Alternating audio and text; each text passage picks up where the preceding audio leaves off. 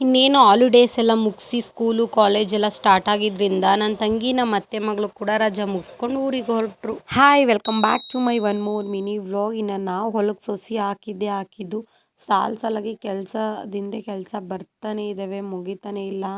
ಇನ್ನು ಅದ್ರ ಜೊತೆಗೆ ಮಧ್ಯ ಶುಂಠಿ ಹಾಕ್ಕೊಂಡಿರೋದ್ರಿಂದ ಅದರದ್ದು ಕೆಲಸ ಇರುತ್ತೆ. ಸೊ ಅದಕ್ಕೋಸ್ಕರ ಇವತ್ತು ನಿನ್ನೆ ಮಳೆ ಬಂದಿದ್ದರಿಂದ ಓದ್ಗುಣಿ ಹಾಕೋದಿತ್ತು ಅಂತ ಹೇಳಿ ಅಪ್ಪ ಅಮ್ಮ ನಮ್ಮ ಮನೆಯವರು ಎಲ್ಲರೂ ಕೂಡ ಹೊಲ್ದ ಹತ್ರ ಹೋಗಿದ್ರು. ಇನ್ನು ನಾನು ಕೂಡ ಅಡುಗೆ ಮಾಡಿ ಹೊಲ್ದ ಹತ್ರ ಕೊಟ್ಟು ಕಳಿಸ್ಬೇಕಿತ್ತು. ಸೊ ನಾನು ಅಡುಗೆ ಕೆಲಸಕ್ಕೆಲ್ಲನೂ ರೆಡಿ ಮಾಡಿಬಿಟ್ಟು ನೆನ್ನೆ ತೊಳೆದಿರೋ ಬಟ್ಟೆ ಎಲ್ಲನೂ ಮಳೆ ಬಂದಿದ್ದರಿಂದ ನೆರಳಲ್ಲಿ ಹಾಕಿದ್ದೆ. ಇನ್ನು ಬೆಳಗ್ಗೆನೇ ಬಿಸಿಲು ಎಲ್ಲ ಚೆನ್ನಾಗಿ ಬಂದಿತ್ತು ಅಂತೇಳಿ ಆ ಬಟ್ಟೆಗಳೆಲ್ಲನೂ ಬಿಸಿಲಿಗೆ ಹಾಕ್ಬಿಟ್ಟು ಮತ್ತೆ ಮನೆಗೆ ಬಂದು ನಾನು ಅಡುಗೆ ಕೆಲಸನ ಕಂಟಿನ್ಯೂ ಮಾಡ್ಕೋಬೇಕಿತ್ತು.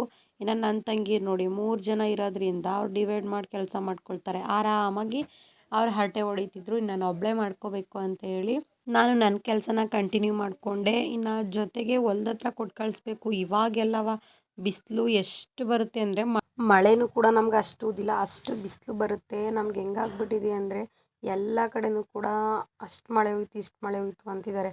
ನಮಗೇನಪ್ಪ ಅಂದರೆ ಹಾಕಿರೋ ಸೊಸಿ ಸಾಯಬಾರ್ದು, ಇನ್ನು ಮೊದಲು ಹಾಕಿರೋಕ್ಕೆ ಸಾಲ್ತಿಲ್ಲ, ಆ ಥರ ಮಳೆ ಹುಯ್ತಿದೆ. ಆ ಮಳೆ ಹುಯ್ಯೋದಕ್ಕೆ ಒಂದಿನ ಚೆನ್ನಾಗಿ ಬಿಸಿಲು ಹೊಡೆದ್ರೆ ಅದು ಮಳೆ ಊದಿದೆಯಾ ಊದಿಲ್ವಾ ಅನ್ನೋ ಥರ ಆಗಿಬಿಡ್ತದೆ. ನಾನು ಸಹ ಅದಕ್ಕೋಸ್ಕರ ಮಧ್ಯೆ ನೀರು ಸಹ ಬಿಡಬೇಕು ಹೊಗೆ ಗಿಡಕ್ಕೆ. ಇನ್ನು ಅಡುಗೆ ಮಾಡಿ ಹೊಲ್ದ ಹತ್ರ ಕೊಟ್ಟು ನಾನು ಸಹ ಊಟ ಮಾಡಿ ಸ್ವಲ್ಪ ಹೊಸೂರಲ್ಲಿ ಕೆಲಸ ಇತ್ತು ಅಂತ ಹೇಳಿ ಹೊಸೂರಿಗೆ ಬಂದು ನನ್ನ ಕೆಲಸ ಮುಗಿಸ್ಕೊಂಡು ನಾನು ವಾಪಸ್ ಮನೆಗೆ ಆಗಬೇಕಾದ್ರೆ ಅಪ್ಪು ಅಂತೂ ಮುಂದೆನೇ ಕೂತ್ಕೋಬೇಕು ಅಂತ ಹೇಳಿ ಹಠ ಮಾಡ್ದ. ಸರಿ ಅಂತೇಳಿ ಅವನು ಕರ್ಕೊಂಡು ಇನ್ನು ಮನೆಗೆ ಬಂದೆ. ಇನ್ನು ಎಲ್ಲ ಹೊಲ್ತಕ್ಕೆ ಹೋಗಿರೋದ್ರಿಂದ ಹಸುಗಳೆಲ್ಲ ಆಚೆಲೇ ಇದ್ದು ನೀರು ಕುಡಿಸಿರ್ಲಿಲ್ಲ.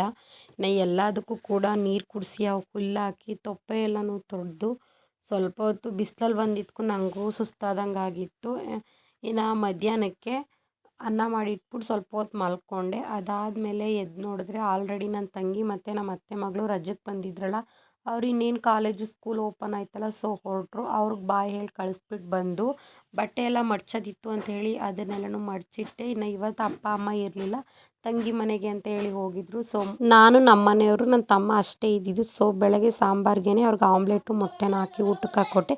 ಇನ್ನು ನಾನಿವತ್ತು ನಾನ್ ವೆಜ್ ತಿನ್ನಲ್ಲ ಅಂತ ಹೇಳಿ ಜೊತೆಗೆ ಚಿಕ್ಕಿ ವಡೆ ಕೊಟ್ಟಿದ್ರು, ನಾನು ಊಟ